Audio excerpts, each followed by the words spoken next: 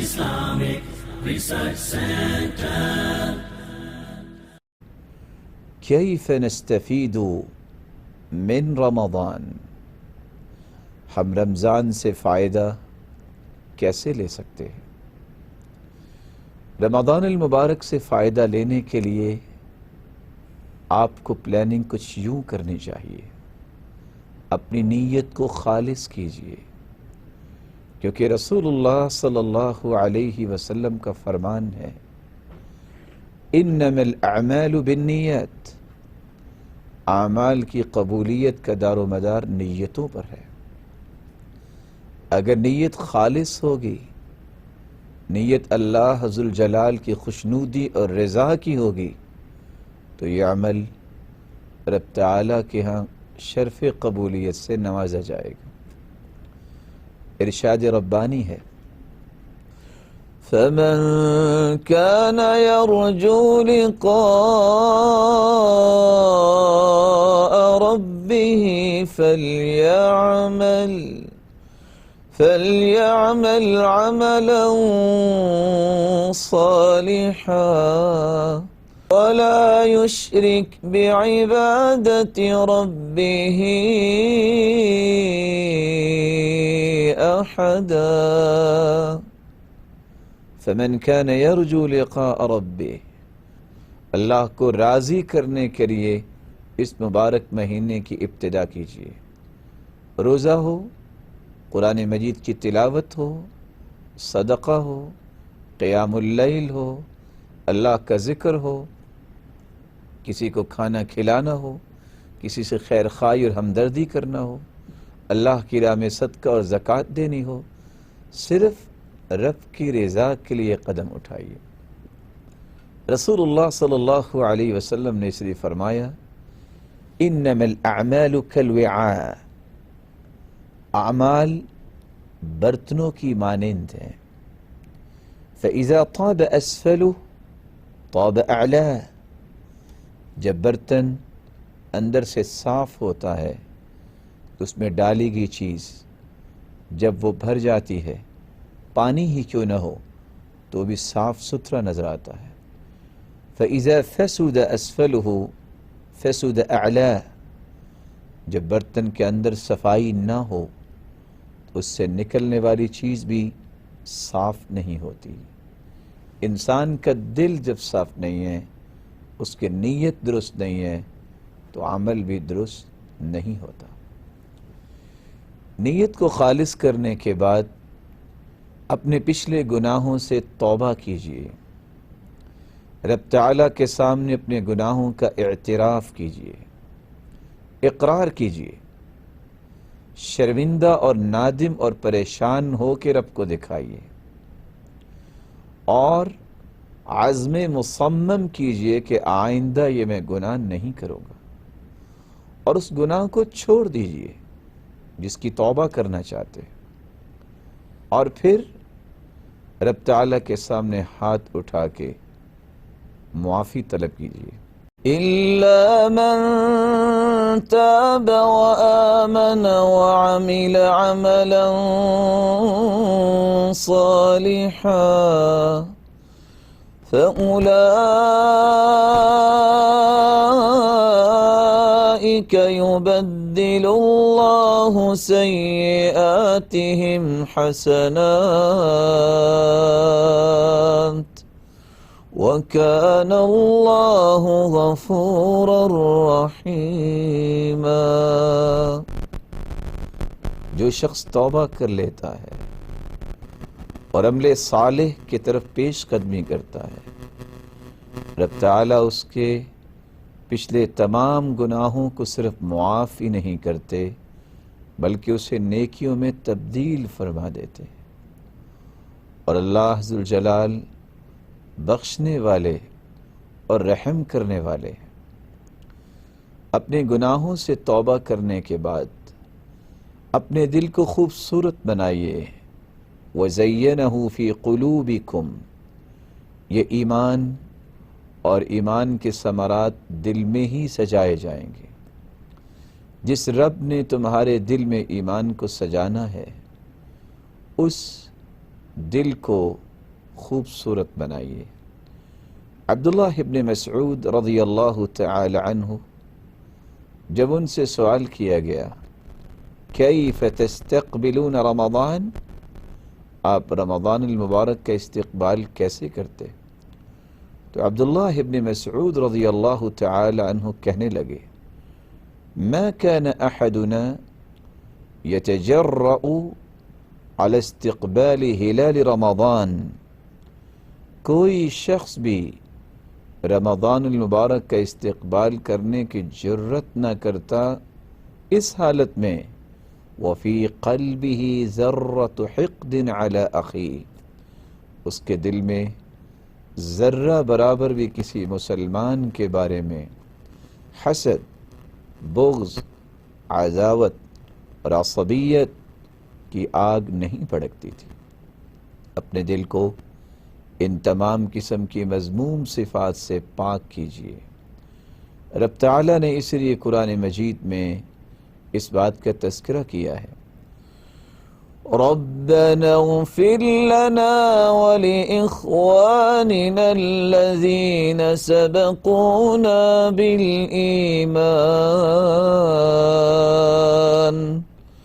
ولا تجعل في قلوبنا غلا للذين آمنوا ربنا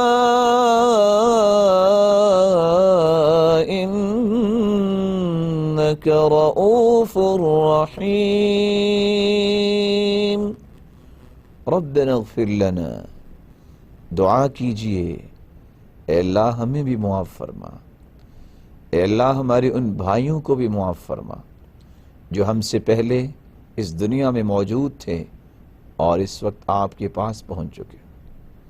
وَلَا تَجْعَلْ فِي قُلُوبِنَا غِلًّا لِلَّذِينَ آمَنُوا، ایمان والوں کے بارے میں اے اللہ ہمارے دل میں کوئی گرہ نہ ہو، کوئی حسد اور بغض اور کینہ اور عداوت نہ ہو۔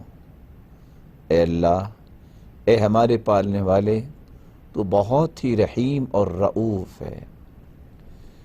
دل کی صفائی کے بعد اپنے وقت کو منظم کیجیے۔ کس وقت میں نے سونا ہے، کس وقت میں نے قرآن کی تلاوت کرنی ہے، کس وقت میں نے اللہ ذوالجلال کا ذکر کرنا ہے، کس وقت میں نے رسول اللہ صلی اللہ علیہ وسلم پر درود بھیجنا ہے، کس وقت میں نے اپنے کام کاج کرنے ہیں۔ اپنے وقت کو منظم کیجیے۔ جب تک آپ اسکیجول تیار نہیں کرتے تو ان مبارک ساعتوں سے آپ صحیح فائدہ نہیں لے سکتے۔ رسول اللہ صلی اللہ علیہ وآلہ وسلم نے اس لیے فرمایا تھا نعمتان مغبون فیہما کثیر من الناس الصحہ والفراغ، دو نعمتیں ایسی ہیں جس میں لوگ بہت ناقدری کرتے ہیں، جن نعمتوں کی لوگ بہت ناقدری کرتے ہیں، ایک صحت اور دوسرا فارغ البالی۔ فراغت اور صحت دو ایسی نعمتیں ہیں جن کی قدر انسان نہیں کرتا، اور جو قدر کرنا جانتا ہے وہ اپنے مستقبل کو، اپنے فیوچر کو اور آخرت کو بنانا بھی جانتا ہے۔ اس لیے کہا جاتا ہے من علامت المقت ضیاع الوقت، کسی کی بدبختی کی علامت یہ ہے کہ وہ وقت کو ضائع کرتا ہے۔ اور قرآن مجید میں اللہ ذوالجلال نے اس لیے فرمایا وَأَنِيبُوا إِلَىٰ رَبِّكُمْ وَأَسْلِمُوا لَهُ من قبل أن يأتيكم العذاب ثم لا تنصرون، رب کی طرف لوٹ آؤ، پلٹ کے آ جاؤ اور اس کے سامنے اپنا سر جھکا دو، اس سے پہلے کہ اچانک سے تم پہ عذاب نہ آ جائے اور پھر تم مدد نہ کیا جاؤ۔ نیت کو خالص کر لینے کے بعد، توبہ کر لینے کے بعد، اپنے دل کی صفائی کے بعد اور اپنے وقت کو منظم کرنے کے بعد آپ 5واں کام روزے کو اہتمام کے ساتھ نبھائیے، روزہ رکھیے۔ رسول اللہ صلی اللہ علیہ وسلم پر قرآن نازل ہوتا ہے، یا ایھا الذین آمنوا کتب علیکم الصیام كما كتب على الذين من قبلكم لعلكم تتقون۔ اے ایمان والو، تم پہ روزے فرض کیے گئے جس طرح تم سے پہلے لوگوں پر فرض کیے گئے تاکہ تم متقی بن جاؤ۔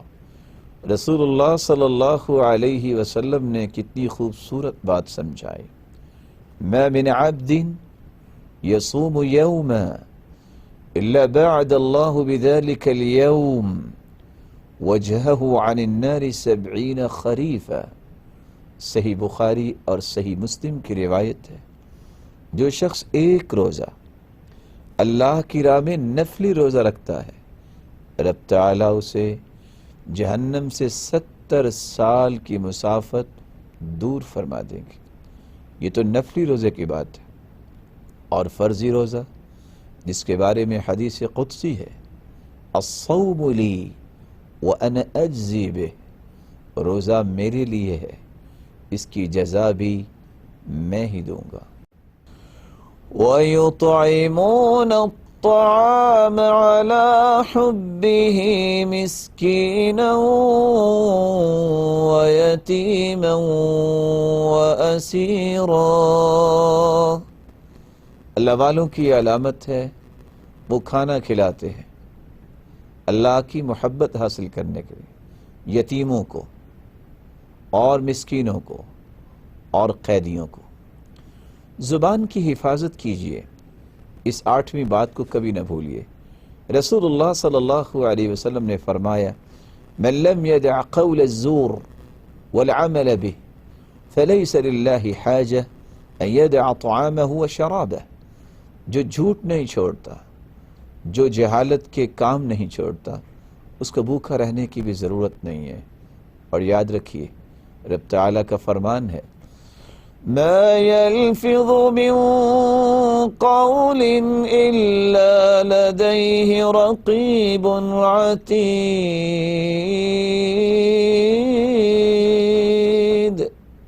کوئی بھی لفظ انسان کی زبان سے نکلتا ہے، فرشتہ اس کو لکھنے کے لیے تیار رہتا ہے۔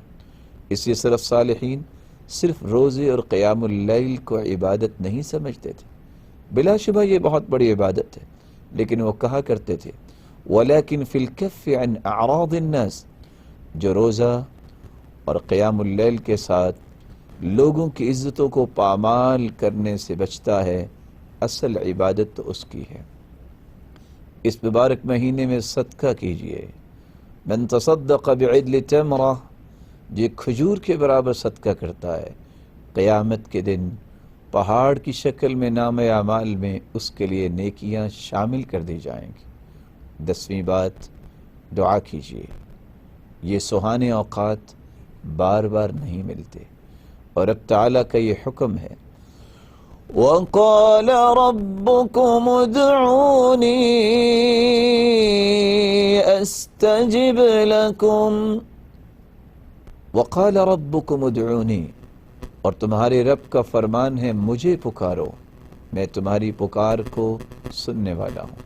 اور رسول اللہ صلی اللہ علیہ وسلم نے فرمایا، 3 دعائیں اللہ کے ہاں شرف قبولیت سے نوازی جاتی ہیں، لا شک فیہن، جن میں کوئی شک نہیں، دعوت الصائم، اور ان میں ایک دعا روزے دار کی دعا ہے۔